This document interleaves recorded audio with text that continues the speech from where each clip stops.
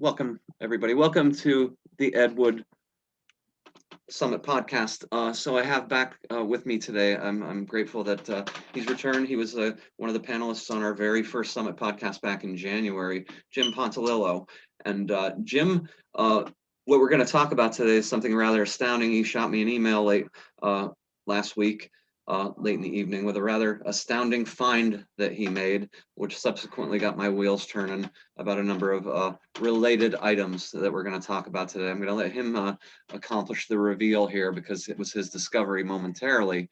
But I first want to, thank our sponsor again and point you guys in the direction of Triple X Books. That's TRIPLE xbooks.com, a really fantastic scan site that's been around since 2008 and great customer service. I know the proprietor well. In fact, he is a friend of another project that Jim, myself, and a few other guys are working on that I'm absolutely not going to reveal yet because you'll hear about that soon. Another pretty exciting project. But going back to Triple X Books, over 18,000 scans. You can get them for just a couple bucks a piece, high quality, digitized versions of 18,000 adult paperbacks, really spanning nearly the whole entire principal era of the time, the 60s and 70s, even into the early 80s. And also at Triple X Books, over 5,000 physical copies, competitive pricing. And in matter of fact, my most recent purchase from Triple X Books is something we're going to bend back through in this conversation. I feel I have to be careful and not show the entire imagery, but I was able to get, you remember on Ed's resume, the Swedish House books. Again, I'm getting bad glare. So the Swedish House books, I've written about it at Ed Wood Wednesdays, and I've talked to Jim earlier over the course of the weekend, and I told him I'm going to have to eat my words. I wrote a couple articles at Ed Wood Wednesdays 5 years ago or so about the Swedish House line. So that's on one of Ed's resumes, there's a listing for 1978 Swedish House. And that's all it says. Turns out, I found out subsequently after doing some digging years back, that it's not a book. It's actually a line of paperbacks. 8 paperbacks is all I can find around 1977, 78. They were republished, though, in 1989, the whole entire line. And I've managed to grab a handful of those fairly cheaply. And I got a really great deal on that one, Jokers Are Wild, as well as Hot Tub. So again, I have to cover the images on YouTube. So I was able to get these for a great price at Triple X Books. So if you want to look for physical copies, or you want to just get utterly and completely lost in the world of adult paperbacks, just go start meandering through the catalog and you'll find a tremendous amount of great stuff there. So I'll link to Triple X Books in the description box, and definitely check it out. Highly recommend it. So let's go back to Jim. So I just want to jump right in so we can get this conversation heated up quickly. So tell us, of course, tell us please a little bit about yourself for those who may not have seen the initial podcast, about your interest in Ed Wood and your work related to Ed Wood. And then let's jump right into the reveal of what you revealed to me last week. Oh, okay. Hi. Yeah, my name is Jim Pontolillo. I've been an Ed Wood aficionado since the early 80s. Like a lot of people, I stumbled across him thanks to the wonderful Medved brothers, who thought they were mocking and assaulting his memory, but really they just succeeded in bringing lots of attention to him with their books, Golden Turkeys. And that launched me on, viewing Ed's movies, and then as I learned more about him, an eventual interest in his writings. And I've been hunting down his books and short stories and articles for years now. Back in 2016, I got an interest in trying to see if we could bring some computer tools to the analysis of his known texts to help us sort through works that were alleged to be by him, and I'm continuing to work on that and expand that currently. Now, how about, why don't you bring up the cover of TV Lust to remind everybody? Sure. Before I continue. So, one of... So again, I've got to keep a finger here over the offending parts. So TV Lust. Yeah, so the TV Lust is Ed's last novel that we're certain of.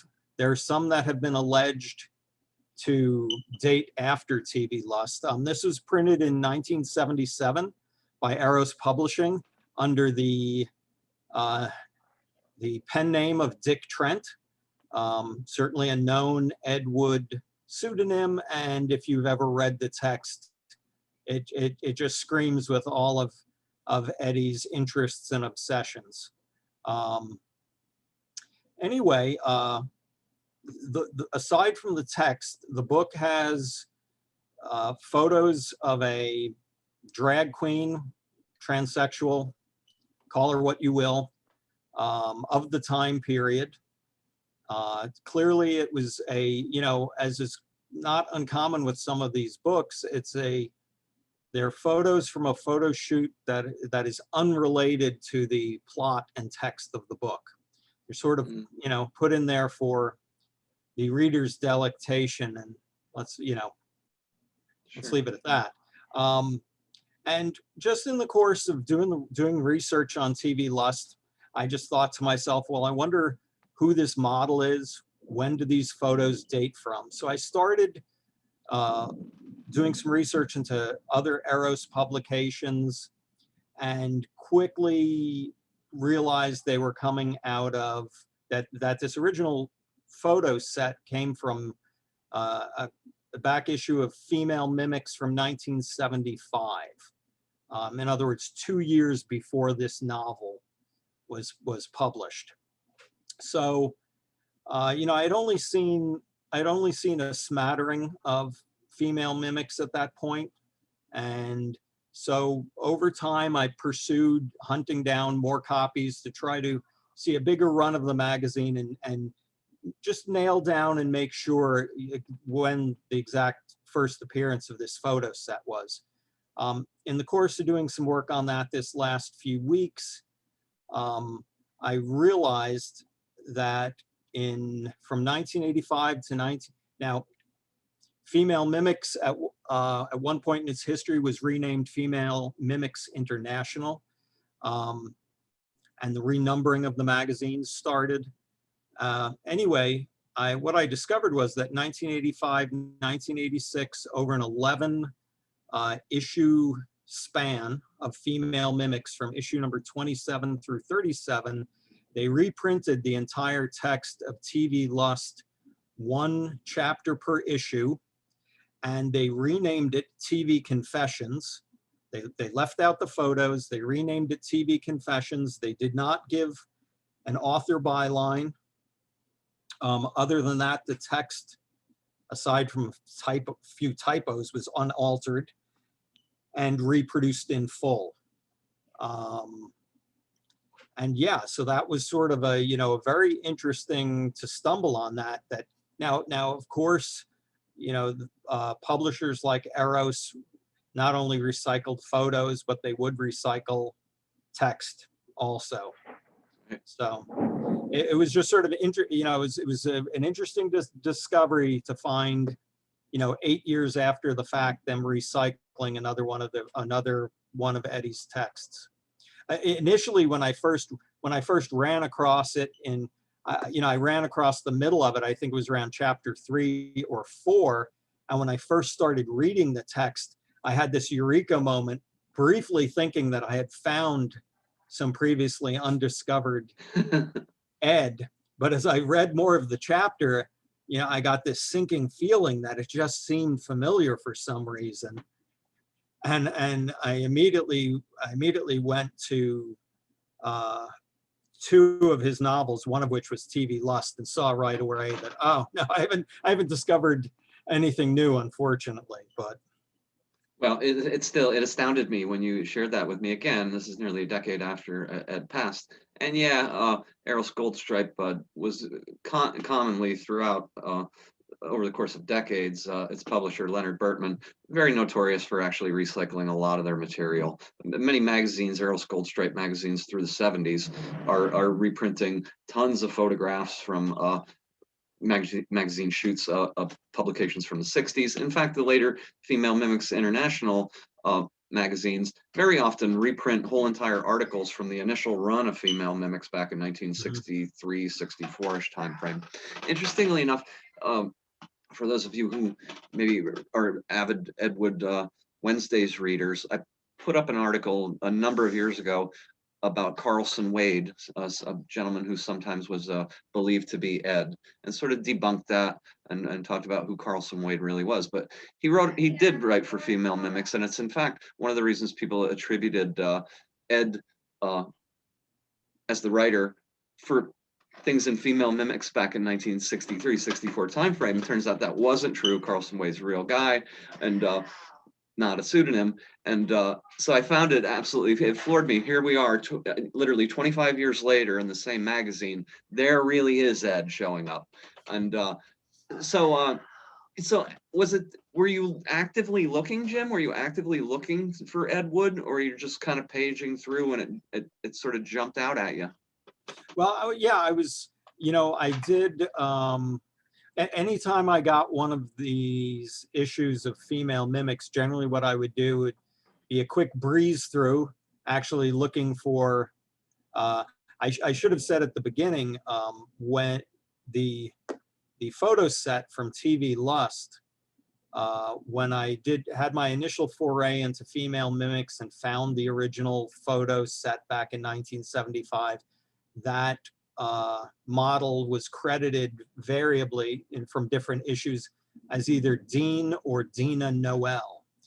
So generally, as I would, after that initial period, anytime I would get some new magazines, I do a flip through very quickly, just looking to see if there are any photos of Dina in it. Then when I had time, I would go back through and just take a closer scan of the magazine, just, not expecting necessarily to find anything by Ed in it, but just doing a check. So that's what happened this time. I was flipping through an issue, doing that kind of a, uh, examine the page a bit, read some of the text, and TV Lust. I mean, it just the plot screams Eddie. I mean, you have the transvestite hitman with a drinking problem and an Angora fetish. Right, Um, right. so And it didn't have to read too much of the no, text before I had, like I said, this light bulb went off that, like, oh, this is Ed for and sure. curiously enough, of course, the character's name is Christine. I think makes you think possibly of Christine Jorgensen. Yeah, And it's written in Ed's sort of late era style, where he can be a lot more graphic than he would have been, say, 15 years earlier when he wrote Killer and Drag as right. example. So and the books have a lot of actual similarities, but it comes across very differently because of that graphic element. And I think generally speaking, in circles of woodology, people have a tendency to think less of Ed's late era work because of that reason. They think he's fallen into pornography, graphic pornography at this point, and he's lost his way, and he's lost his sort of unique, distinct touch. And I haven't read TV Lust actually in a few years, but just once you alerted me to this when I was going through the female mimics magazines and reading little snippets here and there, I'm like, I need to read this. This is that, you come at things from a different perspective as you garner more perspective by reading more of Ed's work. And this is to your point, Jim, it's literally a wash in his whole distinct viewpoint on the world, his obsessions, et cetera, et cetera. So definitely check it out, right? So you can Yeah. check out all 11 issues are available at archive.org. Just go Yes. there, type into the search female mimics. You'll not only find all 11 issues, and again, I'll post in the description box, I'll post which issues you're going to want to look for. Jim already mentioned the number, but I'll put it in the description box to make life easy for you. But you're also going to find a ton of other issues of female mimics from before, considerably before that run, as much Mhm. as 20 plus years before, as well as for a little over a decade after. So it was a magazine that had incredible longevity. Yeah, one of the things I like about Ed's late period is, you read the story And in these incredible short time periods, the character's alcohol consumption is Oh just God, it's insane. staggering, right? They'll be narrating a sequence of events that might be something like walking across a room at a party, passing someone, saying hello, not stopping and talking to them, going up a flight of stairs and into a bedroom. And by the time that's transpired, they've had 3 or 4 stiff drinks. Right. And and that's actually one of the sort of the hallmarks of that period of writing, is just the insane amount of hard alcohol that's being consumed by the characters. Completely. And it is, I think that sometimes in exactly moments like that where I'm reading a passage and I'm like, wait a minute, they ordered a drink and they have 2 or 3 lines of dialogue and then they're ordering another drink. Right? It's like, how can you really drink 5 martinis in the space of 15 minutes without passing out, right? Who could do that, right? Yeah. Apparently Ed probably could, right? So let's talk. I mentioned Leonard Bertman, so I think it's worth actually talking a little bit about Leonard Bertman, because he was a real pioneer in fetish magazines and really a legend to a degree. If you're a fan of that sort of thing, he was one of the first people to publish photographs of Betty Page way back in the day. And we said Eros is the publishing company that put out. They usually have a Wilmington, Delaware address, I assume, because you could incorporate very easily and without federal income tax, having to pay federal income tax in the state of Delaware, because really Bertman was working out of either New York City or LA. And later on, he was really working on both coasts and had, residences in both places.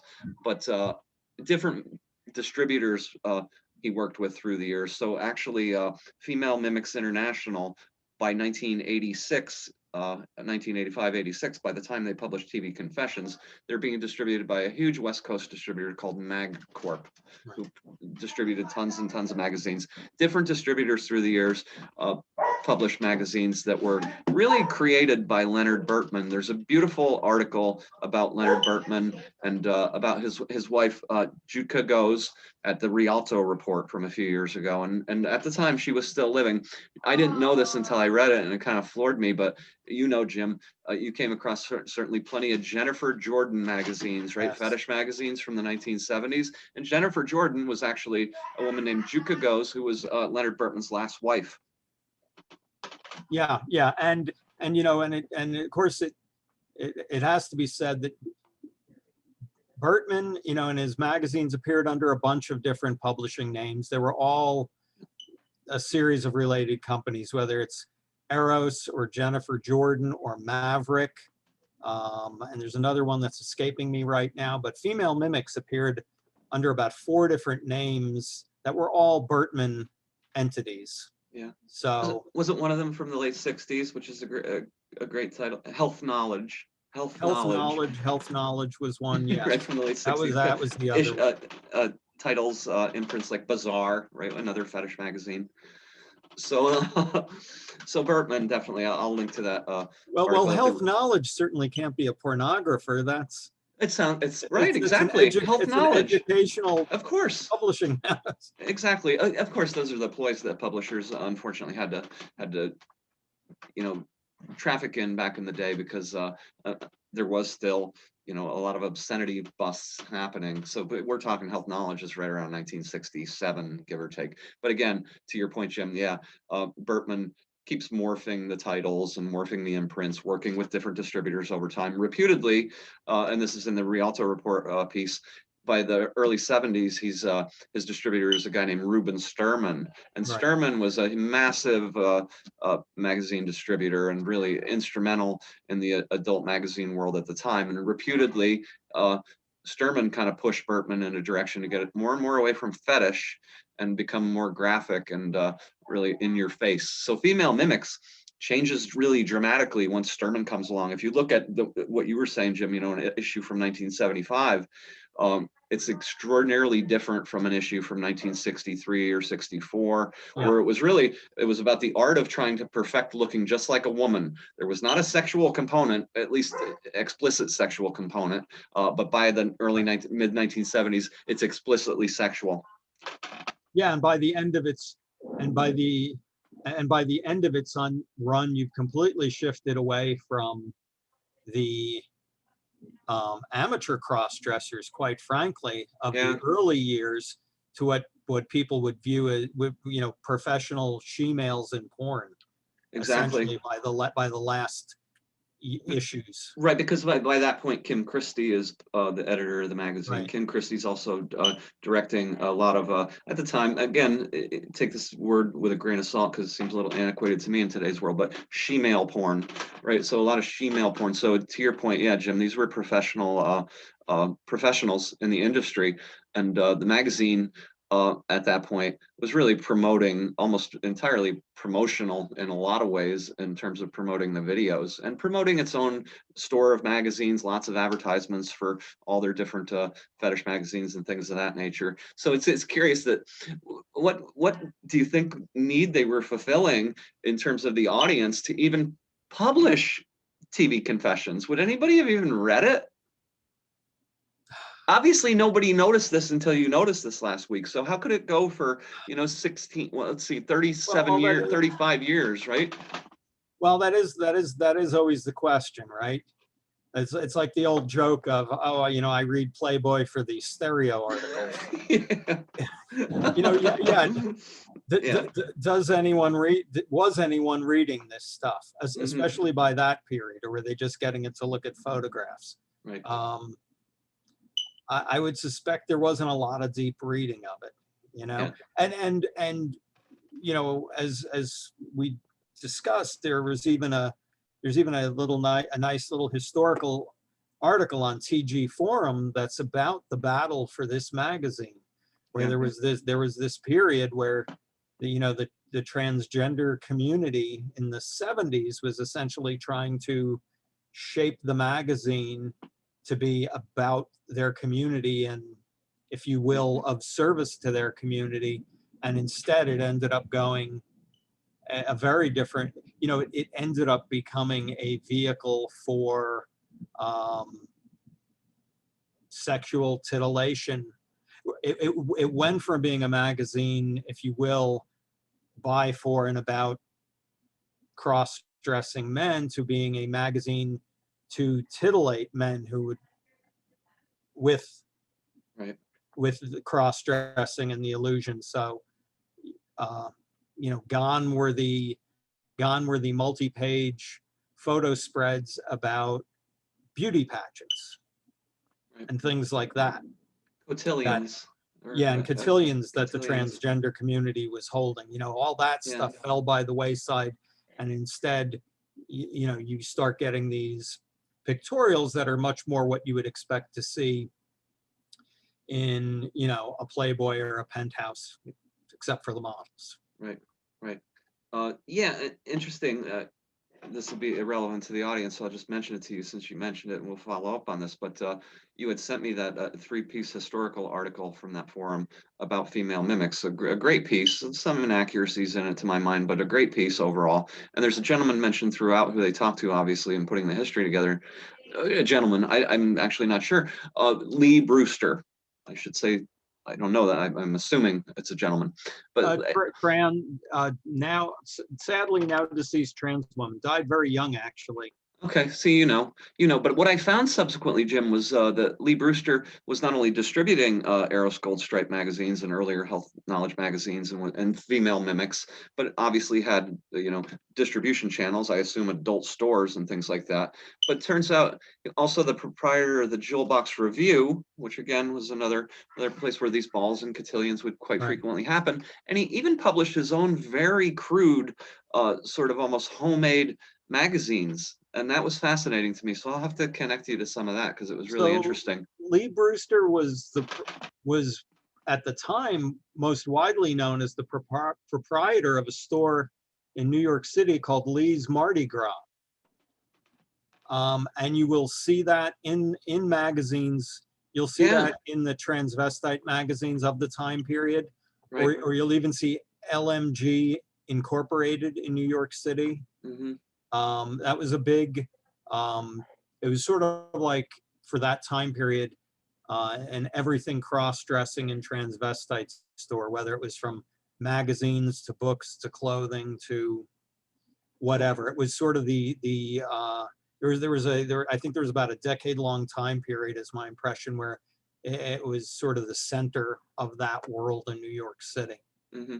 Um, Fascinating. Of course, I knew you would know more than I about it. But in any case, so that's a quick run through on Leonard Bertman, on all of these different imprints that were published under various names and titles throughout the years. So I kind of want to shift gears now, talk a little bit more about.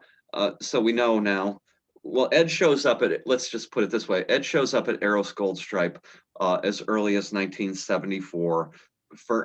With absolute certainty to my mind, and a book titled Forced Entry, attributed to the pseudonym John Quinn. So I looked at it again the other day once this subject bubbled up in my head, once you really blew my mind, and I had forgotten just how much forced entry is literally it's a wash in Angora. It is Ed's thematics through and through every way imaginable. So what we know is that he's writing largely for Pendulum magazines at the time, writing tons of short stories. So a gentleman posted on a private Facebook group that Jim, where I think first met Jim about 5 years ago. He posted a letter. He apparently 20 or so years ago cleaned out a storage locker, and it turned out to be the Eros Gold Stripe archive. I presume it was actually Bertman's documents, because he has actual letters like to the editor and things like that, including some letters, some book proposals to Eros Gold Stripe from T.K. Peters. I mentioned that to Jim the other day. If you watched earlier, a couple earlier podcasts, I talked a lot about T.K. Peters, and I've written some about T.K. Peters at the Edward Wednesday's blog. I found it fascinating that he was also proposing to Eros Gold Stripe. But in any case, this letter he posted was a book proposal from Ed Wood to Ram Books, but really it's the editorial office at the time of what was books being published by Eros Gold Stripe. And he said a very concise, pithy letter. He said, "I'm enclosing 2 items: a list of my recent adult paperbacks and digests, and the manuscript for your consideration of a recent book I completed called I Cover the Rape Front." And then he ends it very quickly. He doesn't go beyond that. He says, "Frankly, I'd like to crack your market." Yeah, it would be very, very interesting to see what documents he has, and really what light that massive documents could shed on this whole period. These were not businesses that were meant to preserve their histories Right.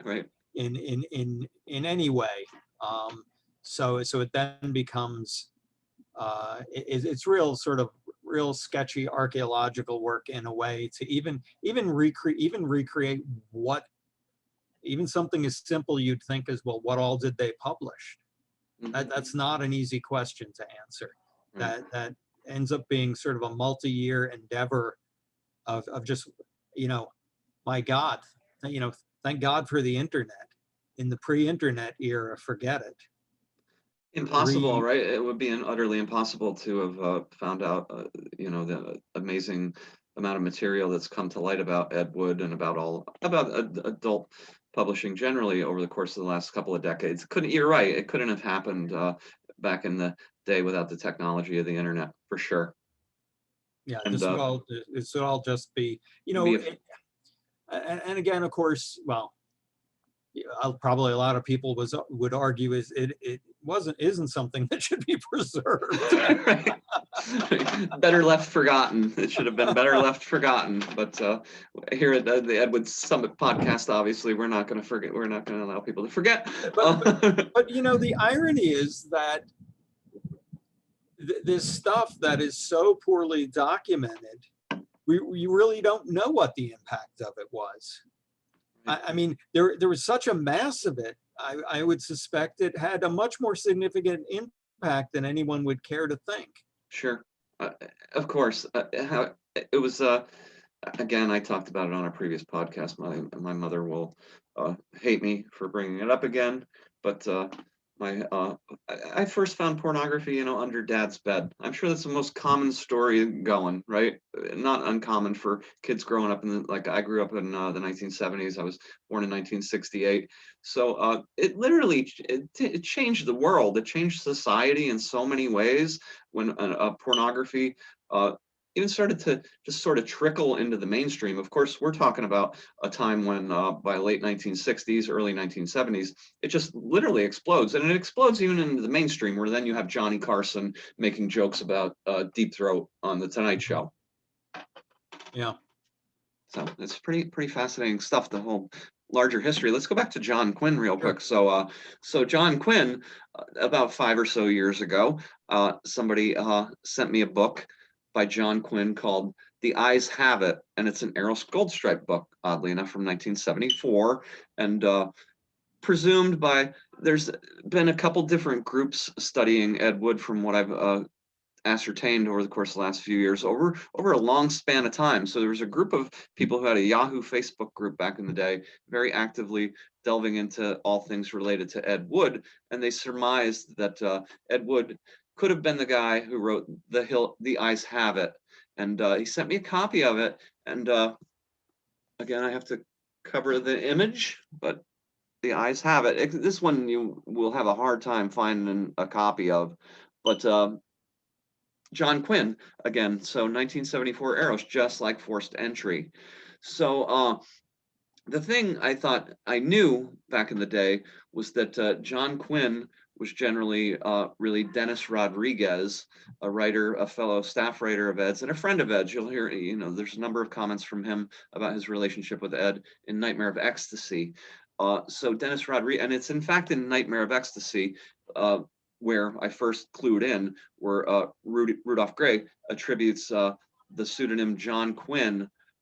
Not directly, he says that Dennis Rodriguez also wrote a series of not adult paperbacks, rather men's paperbacks, kind of action type of paperbacks in the early 1980s called, well, I think I sent you a link to that. Was it called The Executioner or something like that? But they're all by John Quinn. So that connects to Dennis Rodriguez publishes as John Quinn. I sort of do the math in my head, despite the fact that again, I feel like these things can go over your head if you're not paying close attention, because John Quinn is certainly credited with Forced Entry, and Ed certainly now, I'm well aware, wrote that. So I've definitely got to revisit The Eyes Have It, because when I read it a few years back, again, I had the idea in my head, this is probably Dennis Rodriguez.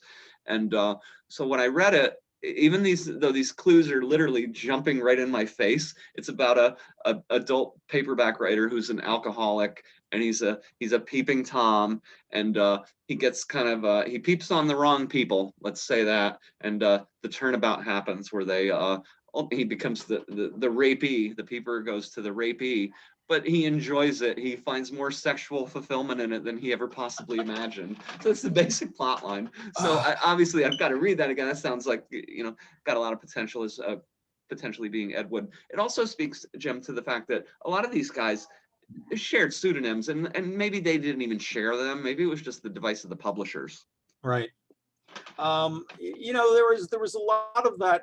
There was a lot of that going on in the books of that time period, and I'm referring to a whole slew of activities that no one would think would be satisfying. Suddenly, the protagonists find to be incredibly satisfying right. and enjoyable.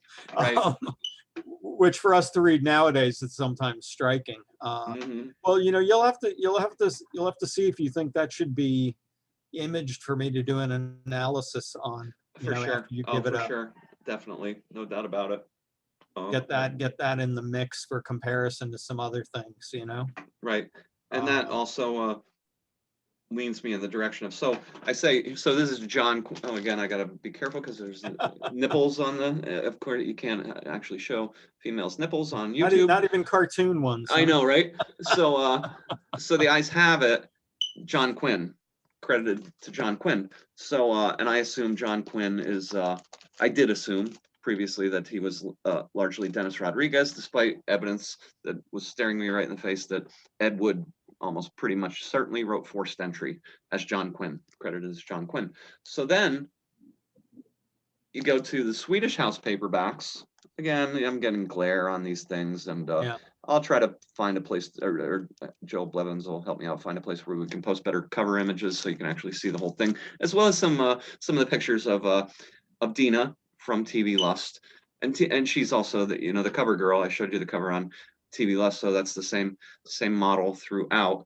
What is there, Jim? Probably about 16 or so pages scattered of photos scattered throughout TV Lust of Yeah. Dina. Yeah. That sounds about right. Yeah, I scan them, so I'll snip a couple images for you guys when this posts at Edward Wednesdays. We'll put a little wrapper around the podcast with some additional information.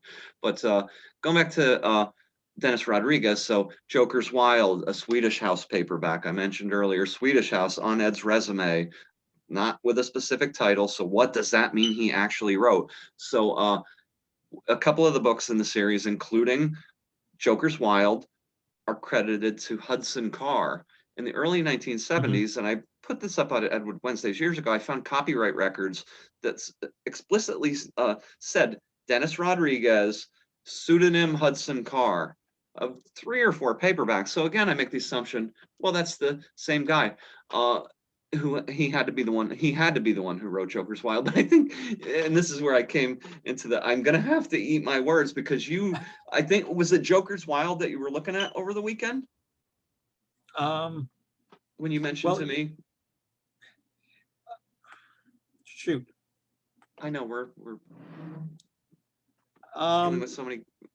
I'm trying to think which one it was. No, it wasn't. No. It was Dr. Perversion. Wasn't it Dr. Perversion we were So, talking okay, so I'm glad you mentioned that, because Doctor of Perversion, and there's an article at Edward Wednesdays about Doctor of Perversion that actually came out published but under the Hustler imprint, Hustler magazine, absolutely massive, obviously by the late 70s, early 80s. And it's a few years after Ed's dead, actually, that the Hustler line of paperbacks comes out. What I've managed to find out over time is that that line of paperbacks actually reprints some earlier books that Eros had already printed, as well as releases what I think is a lot of new material that may have been written previously. And Charles Anderson is literally credited by name in the Hustler line of paperbacks. We've got Hudson Carr in that line of paperbacks. And then, of course, Doctor of Perversion is credited to same name as TV Lust, Dick Trent. Dick Trent. Yeah. Yep. Yeah, it's what can you say? It's there's a lot of threads to untangle here. Mhm. And you're talking about publishers who didn't really keep good records, who had various and sundry motives for assigning authorship to different names. So yeah, Dennis could have written 7 out of 9 John Quinn books, and then the other 2 could have been by somebody else. And Right. just seeing the first 5 and deciding they're by Dennis Rodriguez, you can't necessarily make assumptions beyond that. You really have to just get a copy of the book and look at it. Right. Totally. And you got to do the grunt you know, work.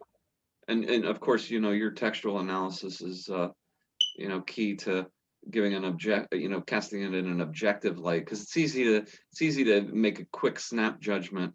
As time wears on and I read more of what I know is really written by Ed Wood, I'm less and less inclined to make those immediate snap judgments and try to keep a really open mind, predicated on a couple of notions that I think, from what we know, Ed probably wrote a lot of things and moonlighted for a lot of different companies, and it's not been attributed. Again, I think we're discovering that as time wears on, more and more things continue to turn up.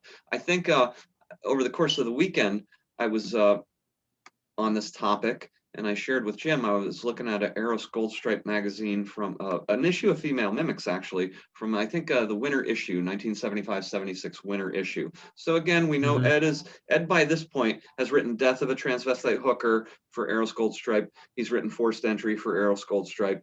Maybe he's written other things. Is he going to turn up in the magazines, right? And of course he does, as Jim discovered, a little over a decade later for sure.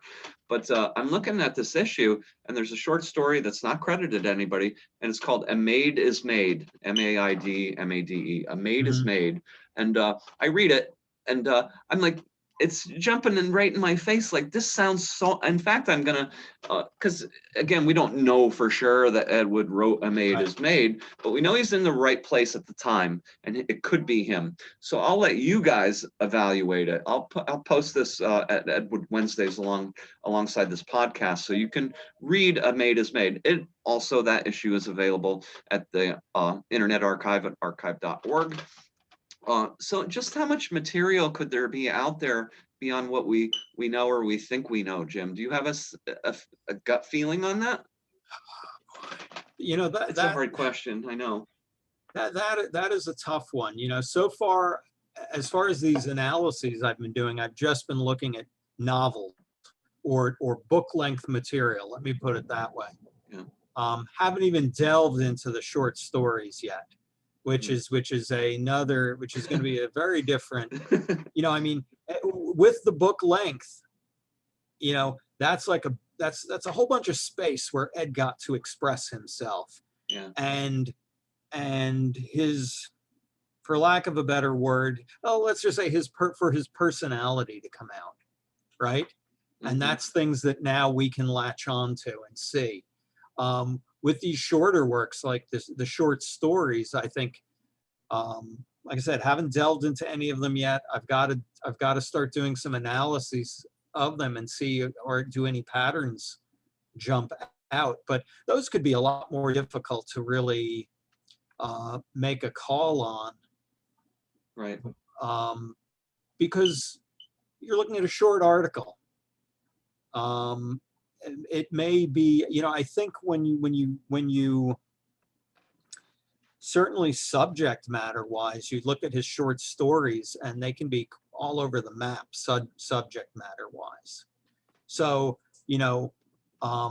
Angora is omnipresent in his novels, but the lack of Angora shouldn't, that can't condemn a short story. Right. I mean, that's such a limited piece of writing that, exactly. So I think those are going to be, I mean, we do know the guy was a whiz bang at the typewriter. So God knows what he ground out. And, we're talking a period of his first definite novel. We're looking at 63? Right. Right? Yep. Killer and Drag. Yep. Let Me Die in Drag, 63. Killer and Drag. So we're talking, right. So we're Oh, talking. it was. You're right. I think it's 68 or so. It came out as "Let Me Die in Drag." That was republished numerous times through the years by different publishers. So we're talking 63 to the mid 70s. Mm-hmm. God knows what he ground out. I know. In that time. I mean, we already know so much. If you look at how many novels there are, and all and the short stories we know of for certain, right? It's a lot of material, and you can bet that beyond that there was who knows how much either we don't know about or was unpublished. There's the whole issue of who knows what was in the hands of publishers after he passed away and was eventually repurposed. Right, exactly. Which is they're gonna run, especially with when you get into that era of the late 70s and on, and text is really becoming filler to accompany photos. Yep. They're gonna run all sorts of stuff. Mm-hmm.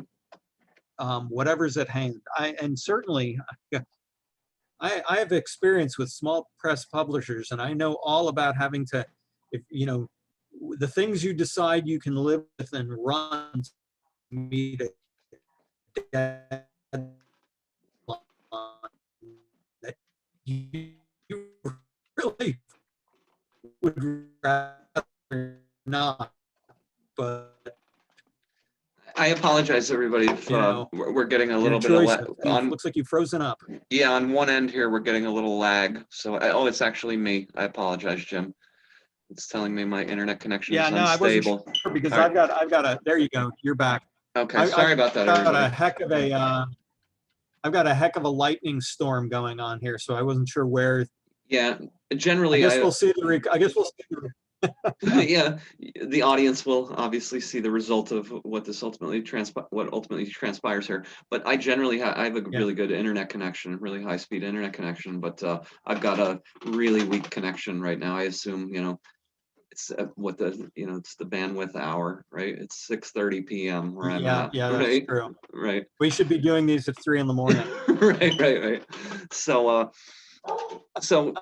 this is this is all absolutely fascinating. We can do it as a live call-in. We can do it as a live call-in.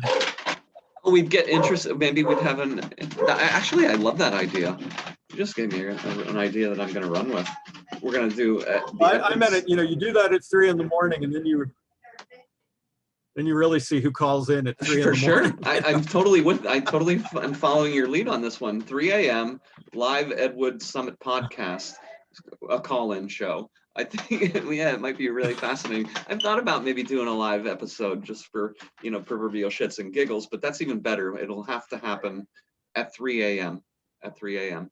and it will happen because why not? I can do whatever I want to do at this point in my life. I feel like I will do it, right?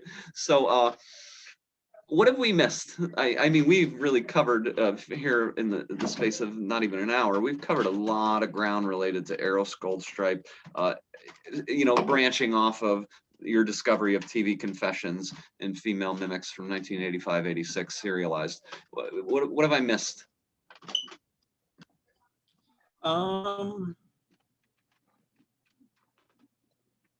I think that's it.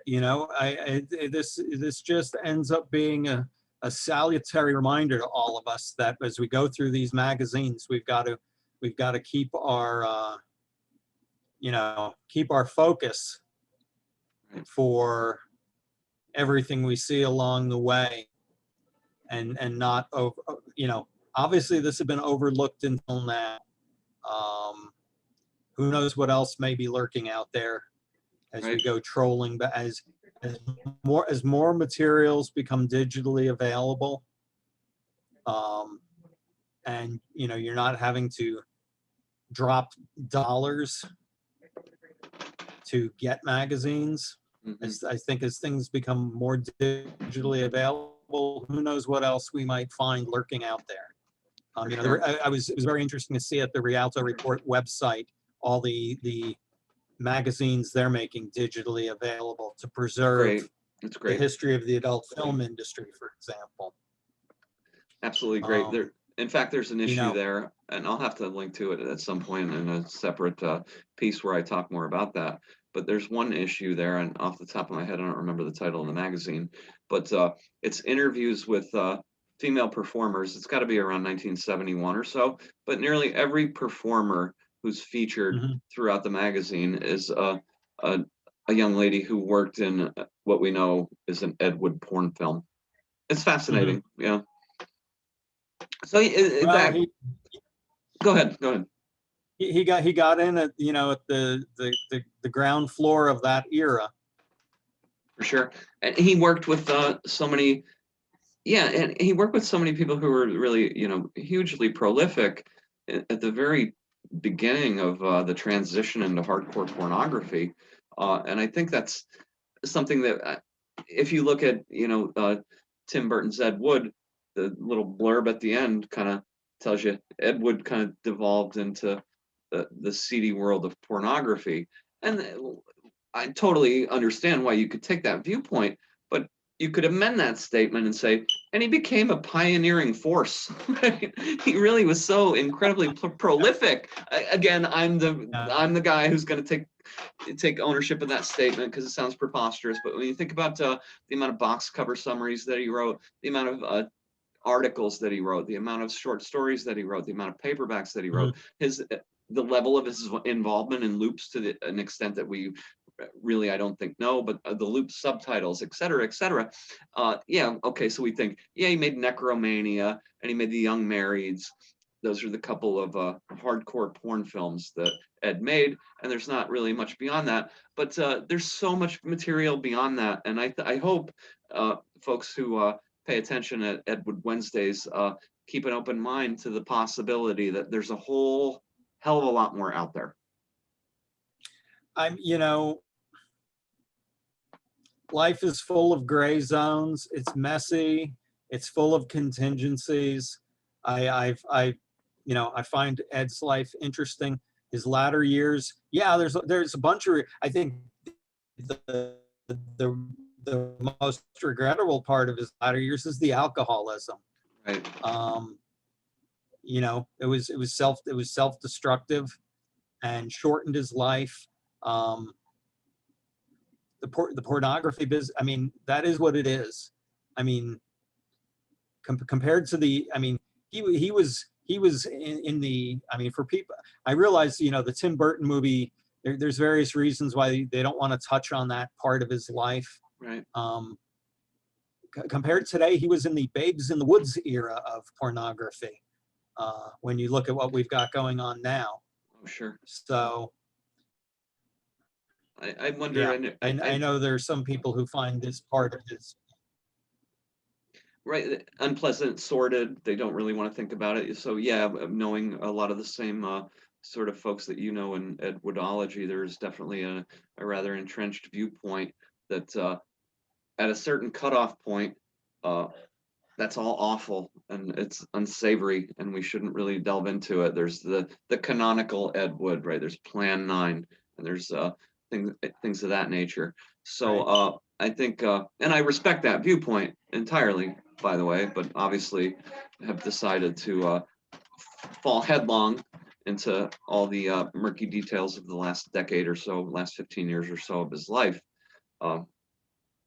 And that part is astonishing too, Jim, that more and more continues to turn up. It happens to me it's happened to me so many times this year. There's all of a sudden, hey, the Frank Leahy Legends script. All of a sudden, and the Tom Keane episode of The Showdown showed up on YouTube, and you email me and say TV Confessions is actually serialized in nearly a decade after his life.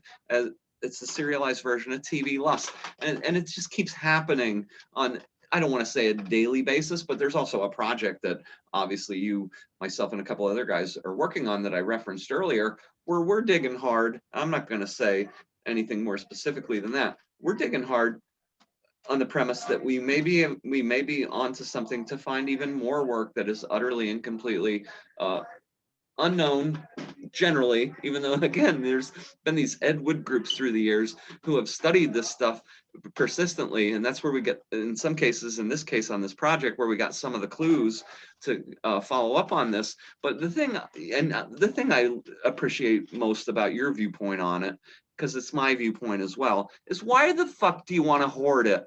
What do you gain from hoarding this information, withholding it, and not sharing it with the public? You don't have anything? Again, Yeah, that's an editorial statement. There's no comment. I've never gotten that. I've done a bunch of, yeah, I've done a bunch of different research over the years on different topics, and along the way I've gotten assistance, unstinting assistance from lots of people who never wanted anything in return, and I've done the same thing. And it's just the sense of wanting to preserve and spread knowledge about a topic. And yeah, for sure. Thank God, I have to say, there's part of me that thinks, thank God Eddie didn't take massive amounts of amphetamines like science fiction writer Philip Dick, because God knows what he would have churned out. Because, I mean, as it is, he churned out an incredible amount of material, and maybe let's just call it a 20-year period. On amphetamines, I can't even imagine what he would have churned out. I think it's in something, again, this project that we're working on, I'm going to specify, but I found a line in a suspect text where the character says, I love nothing better than an absolutely brutal hangover. It's a very existential viewpoint on the world, a real nihilistic viewpoint on the world, actually. I love nothing better than an absolutely brutal hangover because I don't have to, I have to deal with that. I don't have to deal with the real world. And I'm most productive when I'm in that state. Most productive, right? So, which is hard to fathom, right? Most people, of course, take a couple ibuprofen and put a cold compress on their head and they go back to bed. But he lived perpetually in a state like that I think, the better part of his adult life. I don't think his alcoholism is obviously a terrible progressive disease, but I think he starts drinking probably, and again, he grew up in a drinking culture in a sort of a Right. mid-sized industrial town, and his father was a drinker. So he's probably an alcoholic, I think, for his whole entire adult life. I don't know that, but surmise. We're not afraid to make surmises. Yeah, it would be interesting to know what his drinking was like, despite his somewhat limited experiences during the war. He was on Tara after the fighting, which was a terrible um, place to be. Um, you read the accounts of Tara and people who were there 3 months after the fighting's over, and all the bodies are buried. They're still coming off of the island reeking of death. Yeah. So, despite not actually fighting there, Oh yeah. Eddie was on the island soon after the fighting was over. Who knows what he saw? Right. We're talking when he left the island, he would have been brought onto a Navy transport vessel, at which point he would have been stripped naked and all his clothing burned because it reeked so badly of death. You know, who knows the impact that had on him.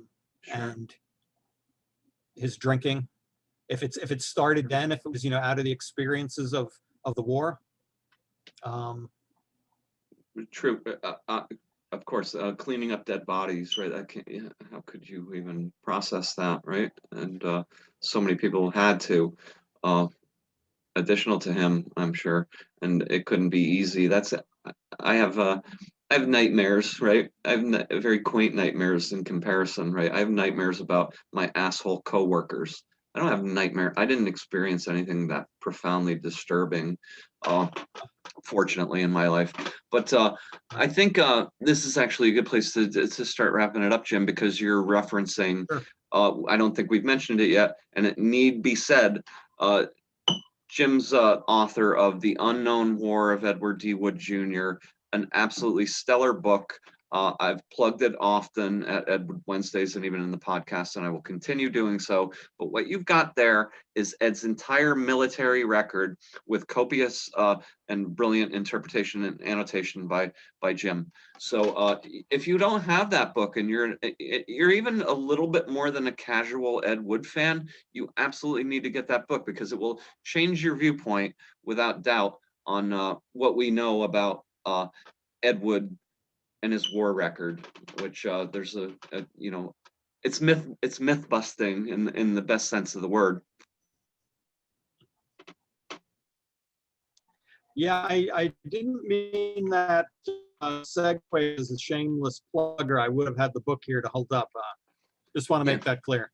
Sure. No, sure. I should have had a copy so I could have shown you guys. But yeah, you can get it at Amazon. You can go grab it at Amazon. And in fact, it's your Ed Wood Summit podcast homework assignment. If I have the right to assign you homework, immediately after the podcast is over, after you're done watching this here in a moment, go buy it if you don't already have it.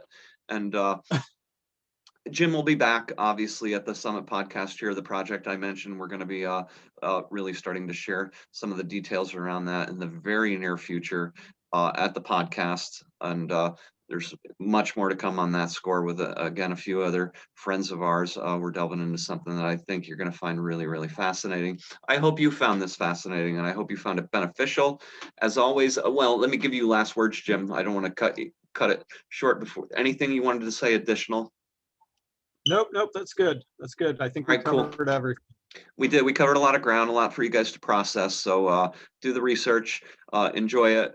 More to come in terms of links and things like that in the description box, as well as at Edwood Wednesdays when we hyperlink to this video. And I do want to apologize. I think my shitty internet connection is probably going to make this video lag and break and crack here and there, and I apologize for that. I apologize to you, obviously, Jim, if we've missed anything that you've said. And I also want to acknowledge, Jim pointed it out to me right before we hit the record button and started this, that there's a little chirp in the background. It's actually I didn't even notice it because I'm obviously on cloud 9, but it's the chirping because my smoke detector clearly needs a new battery. So if you've heard the chirping and you've heard the laggy internet, I take 1000% ownership. But thank you, Jim. I appreciate it so much. I appreciate all the things you've shared with me over the years and this friendship we forged in woodology. That's been a great two-way street. Cool. Thanks, everybody. Have a great time, and we'll be back here soon at the Edwood Summit podcast. See ya.